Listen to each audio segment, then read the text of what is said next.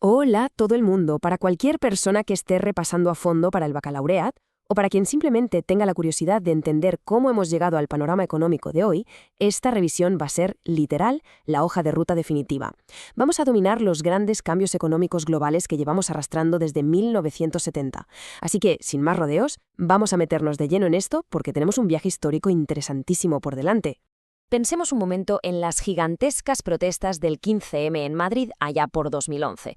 Multitudes llenando las plazas, pidiendo respuestas ante una crisis económica durísima que estaba poniendo todo patas arriba. Bueno, pues la cuestión clave es que para entender realmente de dónde viene toda esta inestabilidad cíclica moderna, no nos vale con mirar solo el siglo XXI.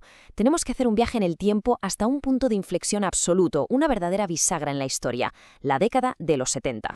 Para que no nos perdamos, vamos a dividir este recorrido en 5 grandes bloques. Primero, el fin de los 30 gloriosos. Segundo, los choques petroleros y la desindustrialización. Tercero, las 2 grandes respuestas a la crisis.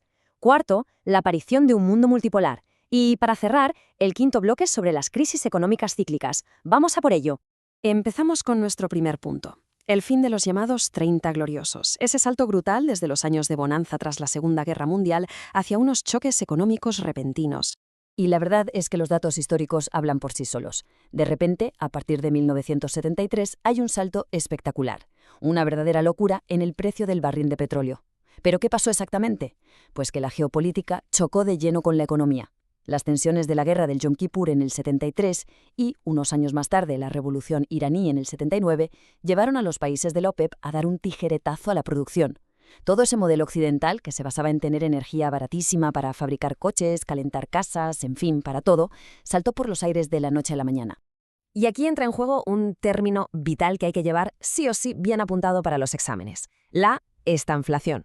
Básicamente es una situación económica gravísima donde se da un estancamiento, es decir, la economía no crece ni un milímetro, a la vez que tenemos una altísima inflación, o sea que los precios suben por las nubes.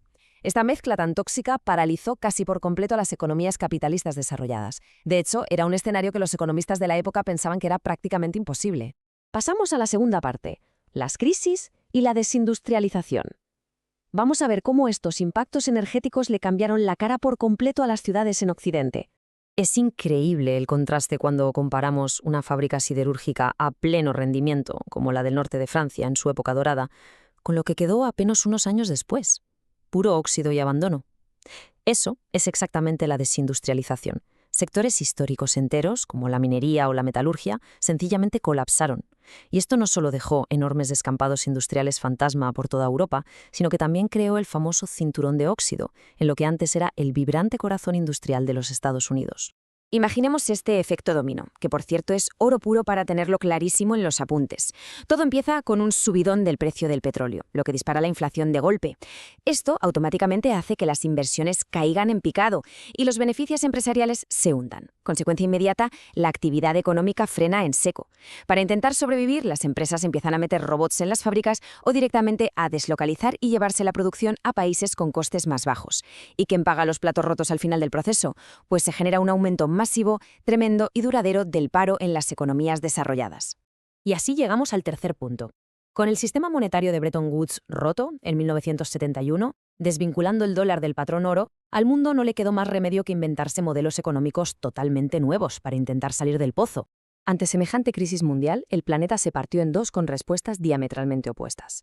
Por un lado, en Occidente pisó fuerte el neoliberalismo, liderado por figuras como Ronald Reagan en Estados Unidos y Margaret Thatcher en el Reino Unido. Su receta principal pasaba por la desregulación, bajar impuestos y privatizar todo lo posible. Sin embargo, al otro lado del mundo, en Asia, Deng Xiaoping sacó a la luz el socialismo de mercado en China, una fórmula completamente inédita que mezclaba un control político comunista de hierro con una apertura gradual pero constante a los mecanismos del libre mercado. Vamos a desgranar un poco este socialismo de mercado de Deng Xiaoping, que arrancó allá por 1978. Después de los años de Mao y de todo el desgaste que supuso la revolución cultural, China necesitaba reanimar su economía con urgencia, y lo hizo lanzando las famosas 4 modernizaciones: industria, agricultura, ciencia y tecnología y defensa nacional. Pero ojo al dato clave aquí. El verdadero punto de inflexión fue abrir las puertas al capital extranjero, acabando de un plumazo con décadas de aislamiento económico total. Sobre el terreno, esto se tradujo en un cambio espectacular en la geografía china durante los 80, concretamente con la creación de las zonas económicas especiales, en la costa este, en ciudades como Shenzhen. Estos lugares funcionaron como auténticos imanes, atrayendo fortunas en inversión extranjera directa. Sumando esto a una mano de obra muy competitiva, China se fue transformando a un ritmo frenético en lo que hoy todo el mundo conoce como el taller del mundo, logrando crecer a tasas brutales que superaban el 10% cada año. Mientras esto pasaba en Asia, Occidente empaquetó su propia solución estructural bajo el nombre de Consenso de Washington. A lo largo de los años 80, instituciones como el FMI y el Banco Mundial empezaron a dar asistencia financiera a países en desarrollo, pero con condiciones muy marcadas. Había que liberalizar el comercio, privatizar empresas públicas y eliminar regulaciones. Su meta principal era integrar a estos países en la economía global. Aunque, a la hora de hacer un análisis crítico, es fundamental recordar que estas medidas también han recibido muchísimas críticas por haber disparado la desigualdad y la inestabilidad social en distintas regiones. Ahora entramos en la fase de síntesis, nuestra cuarta parte. Toca analizar cómo todas estas gigantescas respuestas a la crisis acabaron sacudiendo y redibujando el equilibrio de poder en todo el planeta. El gran titular de esta época es el siguiente. Mientras Occidente veía cómo sus fábricas cerraban y su economía se volcaba hacia el sector servicios, las nuevas reglas del libre comercio permitieron un crecimiento colosal en el llamado sur global. China se coronó como la gran potencia industrial. Vimos despegar a los países BRICS, con economías emergentes gigantes como Brasil y la India. En África empezaron a rugir los denominados leones africanos, como Nigeria o Marruecos. Y para poder competir a este nivel mundial, los países empezaron a unirse en potentes bloques regionales, consolidando acuerdos como Mercosur, la ASEAN o el Telecan. Básicamente, la economía se volvió innegablemente multipolar. Y así alcanzamos nuestro quinto y último concepto, uno que, de hecho, conecta directamente con esa sensación de protesta e inestabilidad del principio de la presentación. Todo este sistema globalizado trajo un nivel de riqueza mundial sin precedentes, sí, pero con un pequeño gran problema. La inestabilidad venía incluida de fábrica. Seguir esta línea temporal es importantísimo para entender nuestro presente. Y es que desde 1970 la historia económica se cuenta a través de sacudidas financieras constantes, casi en cascada. Tuvimos los choques del petróleo en el 73 y en el 79. Después, la asfixiante crisis de la deuda latinoamericana en los 80. Más adelante, en el 97, una burbuja especulativa que reventó y provocó la crisis financiera asiática. Y, como no, el gigantesco colapso global de 2008. Al estar todo tan interconectado, tan globalizado y con tan poca regulación, cuando algo falla en una esquina del mundo, el contagio es rapidísimo. Ese desastre del 2008 ilustra este efecto dominó a la perfección. Todo arrancó en el mercado inmobiliario de los Estados Unidos con las famosas hipotecas subprime, que no eran más que préstamos de altísimo riesgo. En el momento en que la gente no pudo pagar, el valor de las casas se desplomó brutalmente.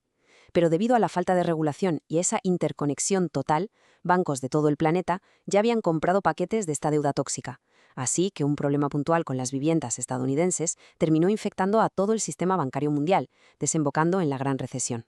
Bueno, vamos a hacer un repaso rápido, que esto es vital para cualquier revisión del temario. 1. Los choques petroleros de los 70 fulminaron los años dorados de la posguerra.